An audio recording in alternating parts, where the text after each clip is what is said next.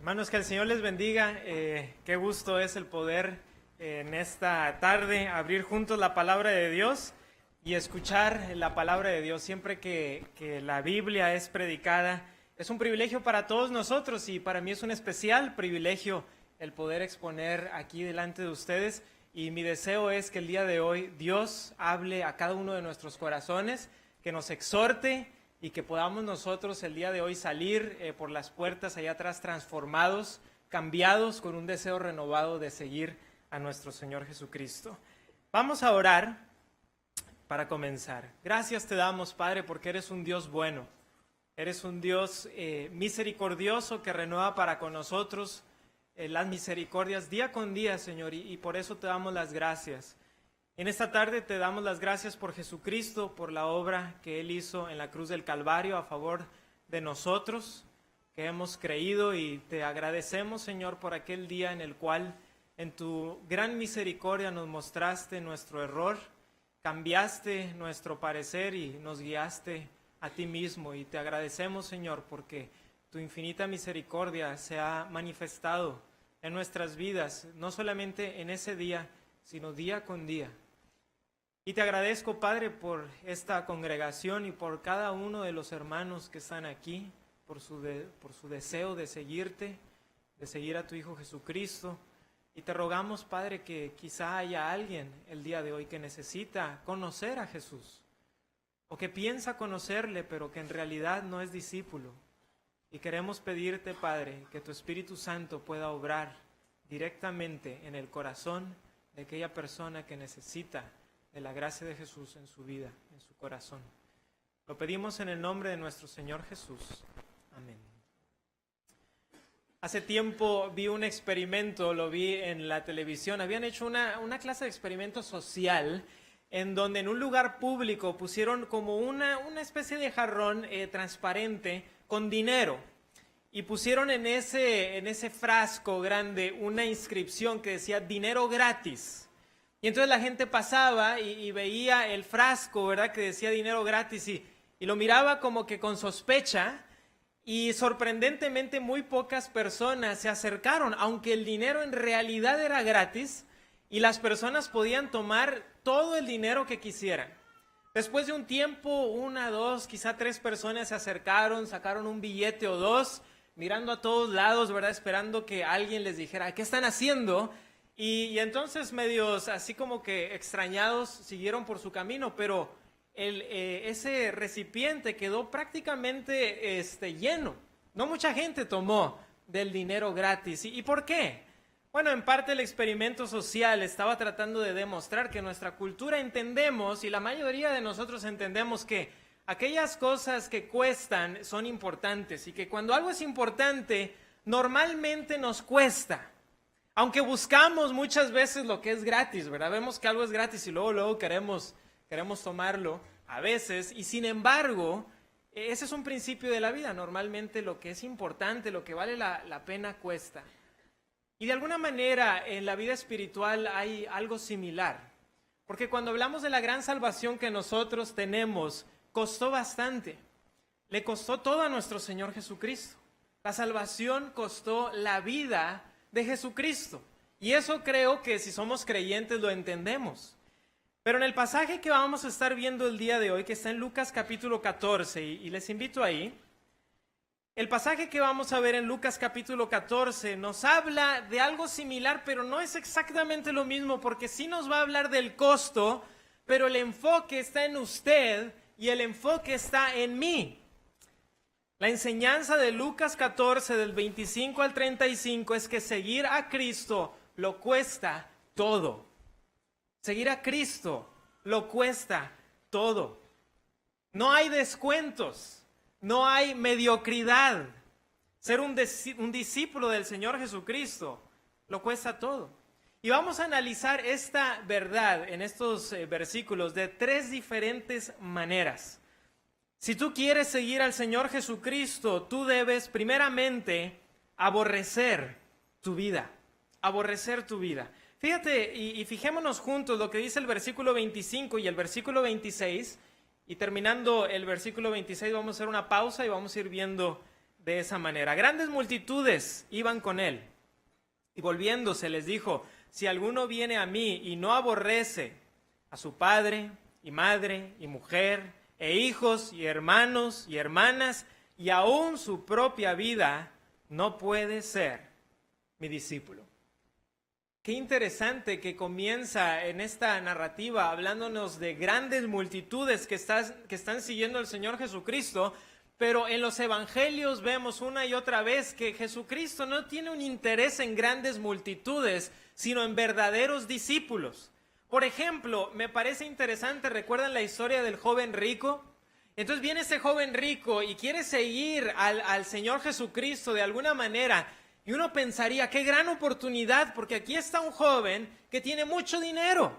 Y a lo mejor si hubiera entrado a una iglesia cristiana diríamos, qué gran oportunidad, porque ahora vamos a poder apoyar más cosas con este joven, ¿verdad? Que tiene mucho dinero. Y el Señor Jesucristo le dice, aún te falta una cosa, vende todo lo que tienes y dalo a los pobres y tendrás tesoro en el cielo y ven, sígueme.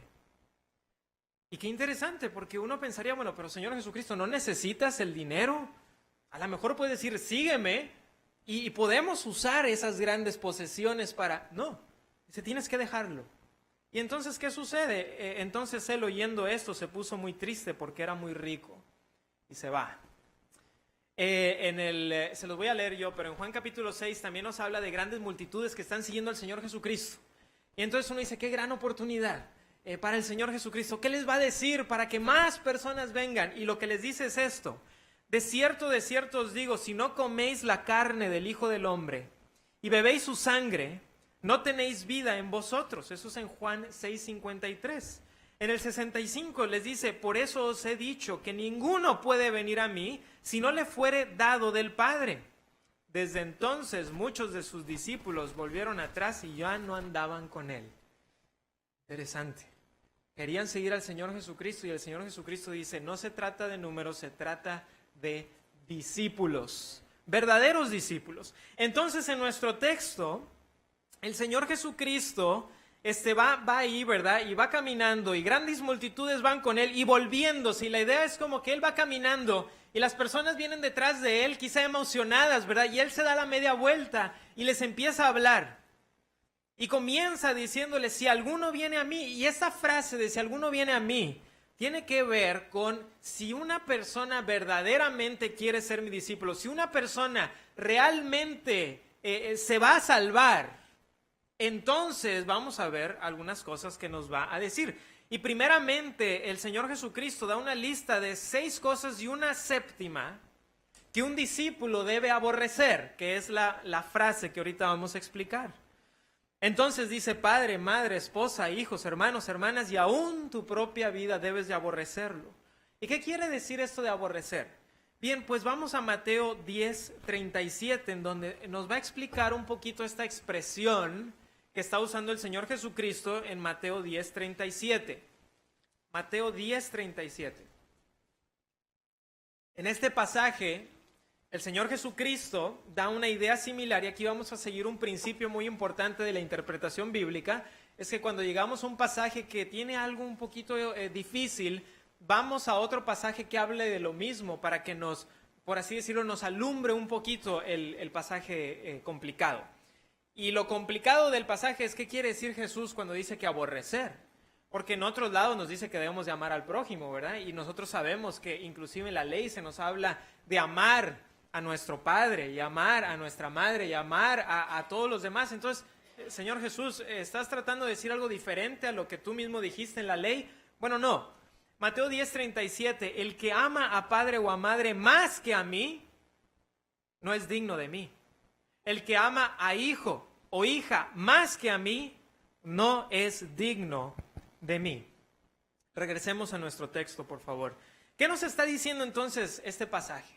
Nos está diciendo que el amor por nosotros mismos e inclusive por nuestra familia debe parecer como un aborrecimiento en comparación al amor que yo tengo por Jesús. El Señor Jesucristo está usando el lenguaje hiperbólico, que es muy común en el Señor Jesucristo. Y es que nos muestra algo de una manera que nosotros nos impacte, que nos sorprenda. El Señor Jesucristo quiere impactarnos y nos dice, si tu amor, el amor que tú tienes por tu familia, el amor que tú tienes por ti mismo, cuando lo compares con el amor que tengas por mí, debe parecer como si los aborrecieras, porque es tanto el amor que tú tienes por mí. Así que el Señor Jesucristo está diciendo, si tú quieres seguirme, me tienes que amar tanto que parezca que estás aborreciendo todo lo demás. No quitemos el impacto a lo que el Señor Jesucristo dice. El amor por Él debe ser completo. Nada puede competir con Jesús. Porque cuando el Señor Jesucristo habla de ser discípulo de Él, nada puede competir con Jesucristo.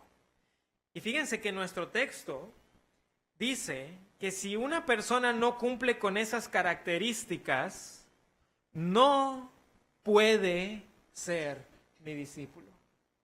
Y si uno dice, bueno, quizá pueda, pero se le va a dificultar. No. Dice, no puede.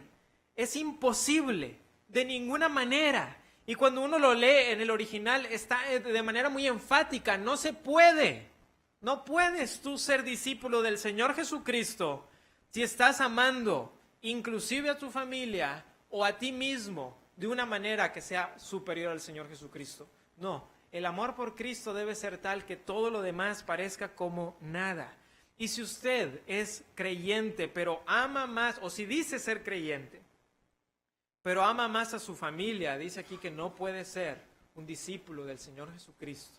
Y a lo mejor puede haber aquí varias categorías de personas.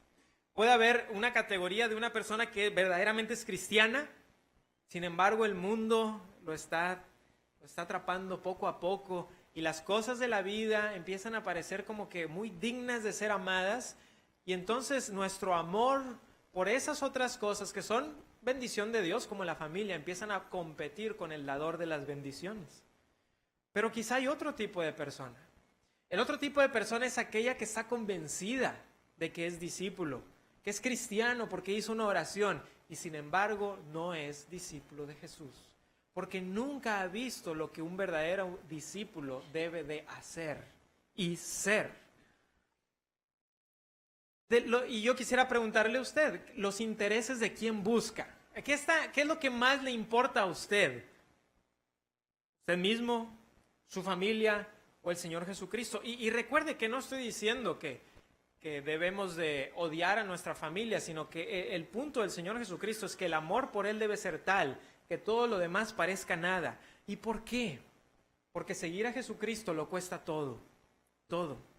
Ahora, aquí está lo interesante, que mientras más ama usted a Jesús, mientras más usted tiene un amor profundo por el Señor Jesucristo, usted va a demostrar un amor mayor por su familia, va a demostrar un mayor amor por sus hijos y va a entender cuál debe ser ese balance de disfrutar las cosas que Dios nos ha dado, pero disfrutarlas a través de Dios y para la gloria de Dios y no para mí mismo. Porque a veces somos muy egocéntricos y decimos, es que yo amo a mi familia o yo amo mi trabajo o inclusive a mí mismo, pero es algo que es no por ellos, sino por mí. Y nos confundimos. Y creemos que quizá podemos confundir a Cristo, pero no. Porque Jesucristo ve nuestro corazón. Dice el Señor Jesús, se los voy a leer, en Marcos 10, dice, respondiendo Jesús, dijo, de cierto os digo que no hay ninguno que haya dejado casa, o hermanos, o hermanas, o padre, o madre, o mujer, o hijos, o tierras, por causa de mí y del Evangelio, que no reciba 100 veces más, ahora en este tiempo, casas, hermanos, hermanas, madres, hijos y tierras, con persecuciones, y en el siglo venidero, la vida eterna. Aquí está la perspectiva. Pero esto no puede suceder hasta que usted se dé cuenta que el amor por Cristo debe de ser supremo en su vida. Debe de estar por encima de su familia, debe de estar por encima de mí mismo, debe de estar por encima de mi trabajo, debe de estar por encima de todo. Y como nos dice aquí, mientras yo más amo al Señor Jesucristo, entonces podré demostrar un verdadero, correcto amor por mi familia y todo lo demás que Dios nos ha dado y las bendiciones que Dios nos ha dado. Entonces, esto es muy importante verlo, que si usted dice y quiere seguir a Jesucristo, primeramente debe aborrecer su propia vida, pero hay una segunda cosa que usted debe de hacer si quiere seguir y quiere ser discípulo del Señor Jesucristo. En este texto, la segunda cosa es considera el costo. Versículo 27, considera el costo. ¿Qué puede costarte? Bueno, en los pasajes que vamos a ver a continuación, vamos a ver dos cosas que puede costarte seguir a Cristo y dos ilustraciones al respecto. La primera cosa que puede costarte es la vida. Versículo 27. Y el que no lleva su cruz y viene en pos de mí no puede ser mi discípulo. Ahora, para alguien del primer siglo, la cruz representaba vergüenza. La cruz representa sufrimiento y la cruz representa la muerte misma. Y para nosotros el día de hoy, quizás es difícil relacionarnos con eso, pero recuerdo lo que dijo John Stott hace tiempo. Él fue un predicador que ya falleció y decía, ¿te puedes imaginar que vieras una persona que trae a lo mejor un collar con una jeringa? Y le dices, ¿qué cosa tan extraña? ¿Por qué traes un collar con una jeringa? Dices que representa la inyección letal. Y dirías, ¿qué? Eso es muy, muy raro, ¿verdad? O que alguien dijera que tuviera en su casa un cuadro y en el cuadro está una silla y le preguntas, oye, ¿qué silla es esa? Te dice, la silla eléctrica. Y diría, ¿pero por qué? Pero en aquel tiempo la cruz representaba la muerte, la vergüenza. Entonces, cuando los cristianos dicen, voy a predicarte el mensaje de la cruz, la gente dice, ¿de qué? No les hacía, no podían entender por qué. Porque en el mundo antiguo, cuando los romanos querían poner el ejemplo, ¿qué hacían? Crucificaban a gentes a veces en el camino para la entrada a tu ciudad. ¿Te puedes imaginar regresar? Te vas de viaje, regresas a tu aldea y resulta que hay 20 crucificados que conoces y están ahí en el camino hacia la entrada de tu aldea y no están muertos, están en sufrimiento y no puedes hacer nada por ellos porque están resguardados por unos soldados y dices, qué sufrimiento tan terrible y qué vergüenza y qué dolor. Y unos días después mueren. Ese es el mensaje de la cruz. Y cuando el Señor Jesucristo está diciendo, si tú no llevas tu cruz, pensemos lo que está diciendo el Señor Jesucristo. Porque puede costarte inclusive la vida. Llevar la cruz es estar dispuesto a sufrir hasta morir por el Señor Jesucristo, o por lo menos llevar vergüenza, escarnio, que las personas se burlen de uno o que piensen que, bueno, tú quizá eres un fanático. Y eso es lo más mínimo, ¿verdad?, que puede representar la cruz. Pero fíjense que esto de llevar la cruz es algo continuo. Porque en otro pasaje en Lucas, en el capítulo 9 y el versículo 23 dice, y decía a todos, si alguno quiere venir en pos de mí, niéguese a sí mismo, tome su cruz cada día y sígame. Eso es algo diario. El Señor Jesucristo no dice, esto es un evento de solamente una vez, esto es diario. ¿Quieres ser mi discípulo? Esto será de toda tu vida, es diario, es cada día. Entonces, el Señor Jesucristo nos dice la primera cosa que nos debe de costar, y dijimos que nos va a mostrar dos cosas y dos ilustraciones. Ahora, la manera en que Lucas nos lo pone y como el Señor Jesucristo lo dice, es que nos pone una cosa que nos puede costar, dos ilustraciones en medio y luego la segunda cosa que nos puede costar. Entonces tenemos dos cosas y dos ilustraciones en medio. La primera ilustración que nos muestra el Señor Jesucristo está en el versículo 28, 29 y 30, y la primera ilustración enseña, considera los gastos. Dice así, porque ¿quién de vosotros queriendo edificar una torre no se sienta primero y calcula los gastos a ver si tiene lo que necesita para acabarla? No sea que después que haya puesto el cimiento y no pueda acabarla, todos los que lo vean comiencen a hacer burla de él diciendo, este hombre comenzó a edificar y no pudo acabar. Estas torres se refieren a porque antes, en el mundo antiguo, se edificaban torres no solamente en los castillos, sino también, por ejemplo, en los viñedos o en los grandes huertos. Aquellas personas que tenían grandes territorios y que sabían que podían entrar personas a robar, construían una torre, ¿verdad? Y ponían a alguien ahí que pudiera estar vigilando todo ese territorio. Entonces imagínense que alguien empieza a construir algo así, pero no la termina, pues la gente va a decir, mira, empezó algo, pero no lo terminó. Y recuerdo que mis padres tienen un terreno por la carretera, y siempre que pasamos hay una casa que me llama mucho la atención. Lo he mencionado antes en otros contextos, pero esta casa es una casa muy grande, como que los que la empezaron a construir tenían una gran visión para esta casa, pero está en obra gris. Y en obra gris lleva unos 20 años y nunca se ha completado, nunca. Y ahí está, sin ventanas, sin pintura, muy descuidada. Y cuando paso por ahí no puedo evitar preguntarme qué habrá sido, ¿verdad? Que con los planes que se tenían para esa casa, y por qué será que no se pudo terminar, porque empezaron y gastaron muchísimo dinero, porque la casa es grande, pero no la pudieron terminar. Ahora no sé la razón por qué. Pero cuando paso por ahí me recuerda este pasaje, ¿verdad? De alguien que empieza algo pero no lo termina. Y lo que el Señor Jesucristo está diciendo es, ¿quieres seguirme? Debes estar dispuesto a renunciar a todo. Calcula bien los gastos, porque esto no es algo que puedes tomar a la ligera. Esto es algo en serio. Ser discípulo del Señor Jesucristo es de veras. Hay una segunda ilustración que nos muestra ahí. La segunda ilustración, que está en el versículo 31 y 32, nos enseña, considera las adversidades. Considera las adversidades. Versículo 31 y versículo 32. Dice, ¿o qué rey al marchar a la guerra contra otro rey no se sienta primero y considera si puede hacer frente con 10,000 al que viene contra él con 20,000? Y si no puede, cuando el otro está todavía lejos, le envía una embajada y le pide condiciones de paz. Cualquier rey, cualquier estratega, cuando ve que el enemigo tiene el doble de gente, va a considerar bien si puede ganar o no. Es un principio de guerra y estrategia que el Señor Jesucristo está tratando de mostrarnos. Y si no, hará lo posible por llegar a un acuerdo. Eso sería lo normal. Y no debemos de presionar demasiado la ilustración, sino más bien ver cuál es el punto de la ilustración. Y el punto es, considera bien que seguir a Jesucristo trae adversidades. Considéralo bien.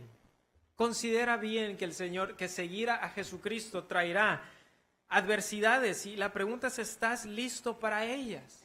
Ahora, por supuesto que hay un balance, y pudiéramos balancear esto con otros pasajes de donde el Señor Jesucristo dice, yo estaré contigo, etcétera, y todo eso es verdad, pero nos estamos centrando en este pasaje. Queremos ver lo que este pasaje nos está diciendo del ser discípulo del Señor Jesucristo, ¿cierto? Y lo que nos está diciendo el Señor Jesucristo en este pasaje en específico es, seguirme no es algo que puedas tomar a la ligera. Debes considerar los gastos, debes de considerar las adversidades, debes de saber que puede costarte tu propia vida. Entonces, después de ver esas dos ilustraciones, vemos una segunda cosa que nos puede costar. Vimos una cosa que nos cuesta, dos ilustraciones de ello, y una segunda cosa que puede costarnos, y es que puede costarte tus posesiones. Versículo 33. Así pues, cualquiera de vosotros que no renuncia a todo lo que posee, no puede ser mi discípulo. Y esa es la realidad del cristiano. Tiene que renunciar. Tiene que renunciar. Para algunos, Dios les dice como al joven rico, déjalo todo. A otros no, pero a todos nos dice, tienes que renunciar. A todos debes de renunciar. Esa es la realidad del cristiano. Debes de saber que seguir al Señor Jesucristo puede costarte tus posesiones. Y esto es una realidad, y yo sé que ustedes lo saben, porque hay ejemplos inclusive en esta congregación de personas que han renunciado a grandes cosas, quizá monetarias, por algo mayor, el reino de Dios. Porque el reino de Dios es mayor. El reino de Dios es más importante. Y cuando una persona dice, ¿sabes qué? Yo voy a renunciar a esto por el reino de Dios. Dios dice y Jesucristo dice, eso es ser mi discípulo. Para algunos de nosotros o algunos de ustedes, quizá Dios está diciendo, quiero que con las cosas que tengas me sigues. pero a otros le dirá, tienes que dejar tus cosas y seguirme. Pero a todos nos dice, tienes que renunciar a lo que tengas. Hermano, ¿ha renunciado usted a sus posesiones? ¿Posee sus posesiones o sus posesiones le poseen a usted? Porque hay muchas personas que dicen tener muchas cosas, pero no se dan cuenta que las cosas los tienen a ellos. ¿Tiene usted las características de una verdadera conversión? Quisiera que nos examinásemos a nosotros mismos, cada uno de nosotros. Hay una ilustración muy famosa del pastor Carlos Spurgeon de Inglaterra, y dice que él iba pasando por la calle cuando una persona totalmente ebria le dice, pastor, no me recuerda, soy uno de sus convertidos. Y Spurgeon lo mira y le dice, debes de ser uno de los míos, pues ciertamente no eres uno de los del Señor. Porque si fueras un convertido del Señor, no estarías ahí donde estás. Y Spurgeon escribe lo siguiente, dices que eres salvo, eso se lo dijo a su congregación, una congregación grande. Eso fue lo que les dijo a su congregación. Dices que eres salvo y te aseguras de ello pensando que está mal dudarlo. Sin embargo, no tienes razones para tener esa confianza. Si tan solo dices, creo en Jesús, eso no salva. Si tu corazón ha sido renovado, si odias las cosas que antes amabas y amas las cosas que antes odiabas, si realmente te has arrepentido, si hay un cambio completo en tu mente, si has nacido de nuevo, entonces tienes razón para regocijarte. Pero si no hay un cambio radical, si no hay una devoción interna, si no hay amor por Dios, ni oración, ni ninguna obra del Espíritu Santo, entonces cuando dices soy salvo, no es más que tu propia afirmación. Podrás engañarte, pero no podrás salvarte. El verdadero discípulo es aquel que renuncia a lo que tiene, se convierte y se arrepiente de sus pecados, los abandona y sigue al Señor Jesucristo. Y si eso no es usted, entonces usted necesita venir a Cristo. Y si usted verdaderamente ha venido al Señor Jesucristo, pero esto no lo caracteriza, quizá el día de hoy usted tiene que venir delante de la presencia del Señor en confesión y renovar eso que usted dijo en el día en que usted creyó y decir, yo voy a seguir al Señor Jesucristo, aunque me cueste todo. Porque seguir a Jesús lo cuesta todo. Así que primero, si quiere seguir a Cristo, si quiere ser discípulo del Señor Jesucristo, debe aborrecer su vida. Segundo, usted debe de considerar el costo, pero hay una tercera cosa. Tercero, usted debe cumplir el propósito de Dios. Versículo 34 y versículo 35, usted debe cumplir el propósito de Dios. Dice así, buena es la sal, mas si la sal se hiciere insípida, ¿con qué se sazonará? Ni para la tierra ni para el muladar es útil, la arrojan fuera. El que tiene oídos para oír, oiga. Pareciera que el Señor Jesucristo cambia de tema y creo que pudiéramos pensarlo ya que tenemos un subtítulo nuevo, ¿verdad? En nuestra versión donde dice cuando la sal pierde su sabor. Sin embargo, recordemos que los subtítulos están ahí para ayudarnos, pero no son inspirados, es decir, no están en los manuscritos originales. Y son muy buenos y nos ayudan, pero a veces nos confunden un poco y creemos, bueno, ya cambió de tema. No necesariamente. El Señor Jesucristo sigue hablando y nos sigue diciendo esto y entonces empieza a hablar acerca de esto, de la sal. ¿Y qué es la sal? Bueno, es interesante porque el Señor Jesucristo cuando usa esta imagen, esta ilustración de la sal, en Mateo dice que somos la sal y en Marcos dice que debemos tener sal. Entonces, somos la sal, debemos de tener sal. Bueno, ¿qué quiere decir eso?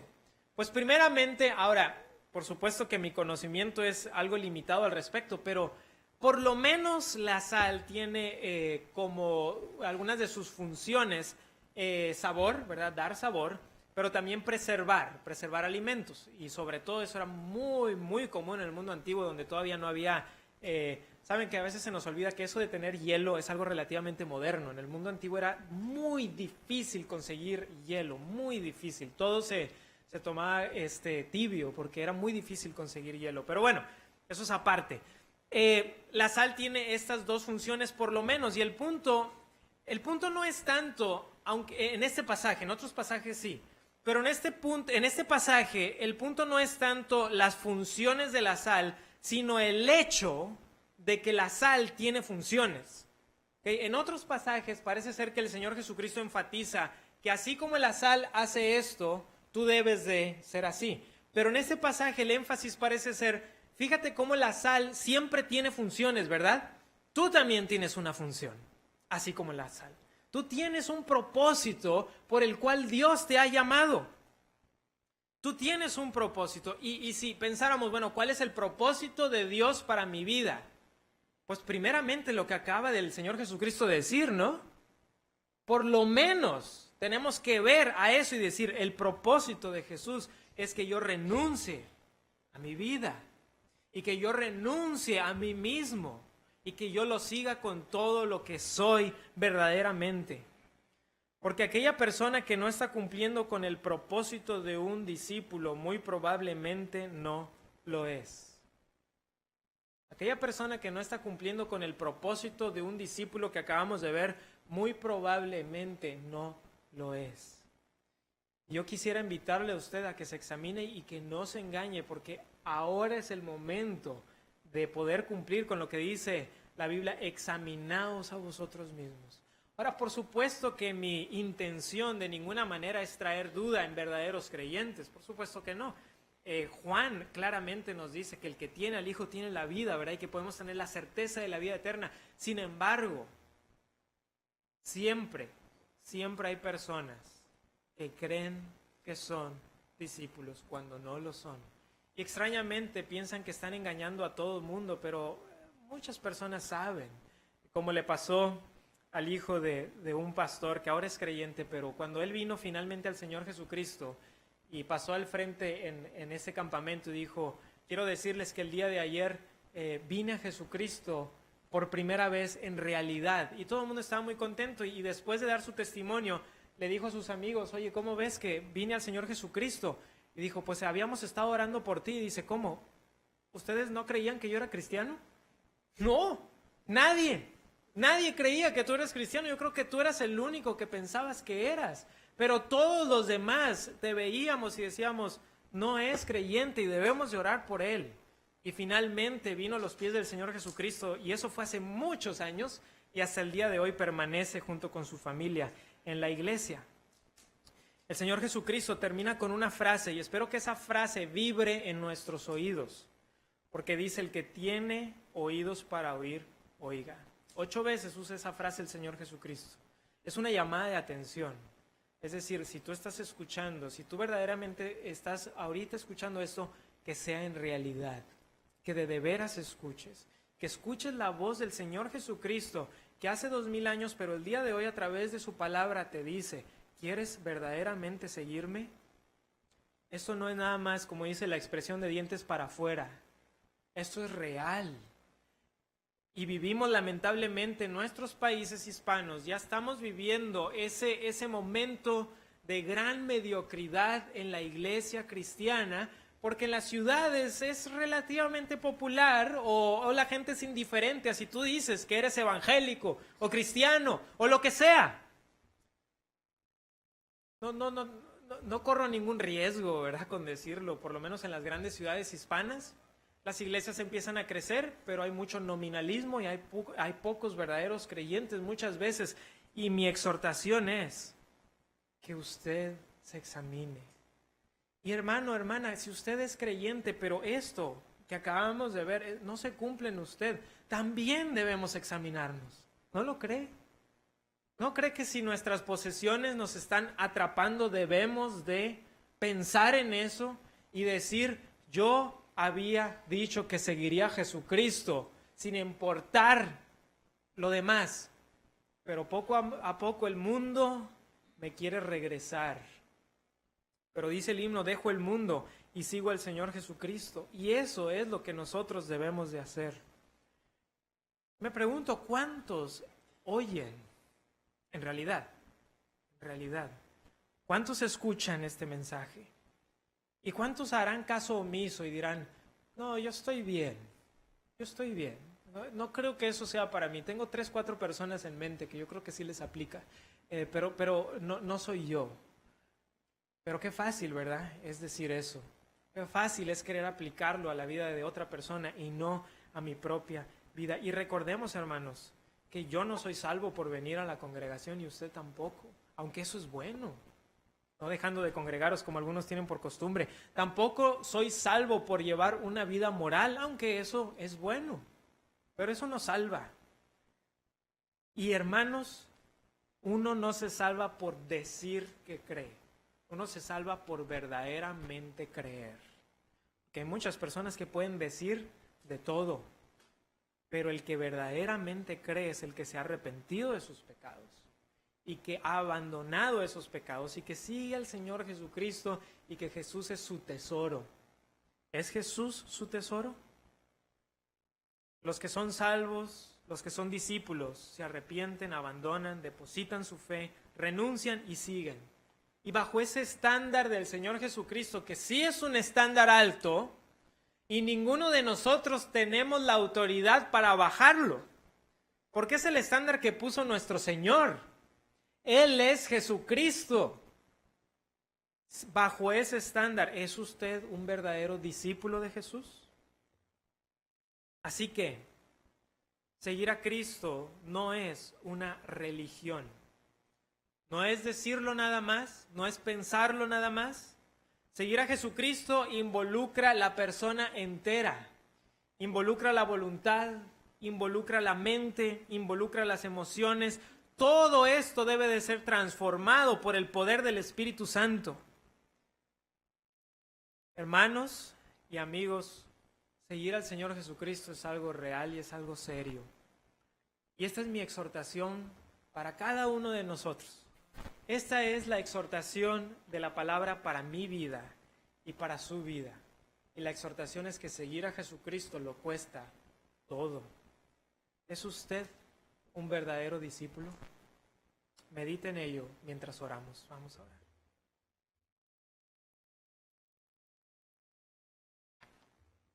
Padre, tú nos has llamado a hacer discípulos y a ser discípulos. Yo doy gracias, Señor, por esta congregación tan preciosa que está llena de hombres y mujeres que buscan servirte y amarte. Pero seguramente Satanás está obrando en el corazón de muchas personas intentando regresarles al pecado. Indudablemente habrá alguien, Señor, que piensa ser cristiano, pero no lo es. De alguna manera se ha engañado, pero bajo el estándar de tu palabra no hay cómo esconderse.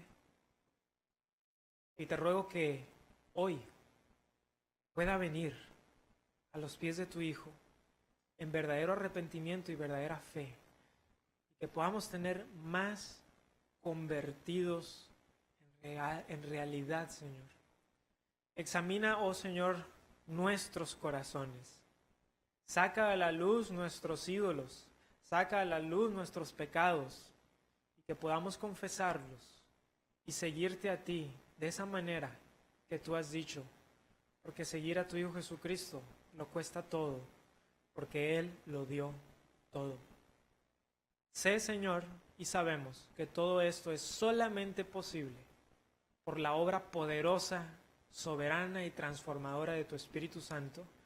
Es por eso que en esta noche pedimos que tu Espíritu Santo sea el que obre en corazones, que los transforme, que regenere, y lo pedimos en el nombre de nuestro Señor Jesús. Amén. Señor les bendiga.